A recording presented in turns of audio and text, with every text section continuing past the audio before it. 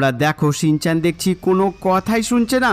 Loss Santos airport থেকে ভাই ও এরোপ্লেনে উঠে পড়েছে, আর এই এরোপ্লেনটা দেখছি একটা প্রাইভেট এয়ারপ্লেন। আর ইয়ার ফ্র্যাঙ্কলিনদা, আমি এখান থেকে অত দূর কী করে যাব? আমি একটা কাজ করি, তাড়াতাড়ি করে এই এরোপ্লেনটা চালিয়ে ওপরে নিয়ে যাব। আরে ভাই, শিনচ্যান মনে হচ্ছে পুরোপুরি পাগল হয়ে গেছে। কিন্তু তোমরা দেখো শিনচ্যান কিন্তু এই প্রাইভেট এরোপ্লেনটাকে অনেকটা সুন্দরভাবে ড্রাইভ করছে। ওরে ফ্র্যাঙ্কলিন দাদা, আমিও সিনচ্যানের সাথে চড়বো, আমারও খুব ইচ্ছে করছে। আরে ভাই, তোরাও তো চাপ নিস না। আজকের পুরস্কারটা যদি ভাই জিতে যাই, তাহলে কিন্তু একটা গাড়ি নিয়ে আমরা উঠতে পারবো। শুধু তাই নয়, ওই গাড়ি থেকে ভাই গুলি বেরোয়, এরই সাথে মিসাইল পর্যন্ত রিলিজ করে।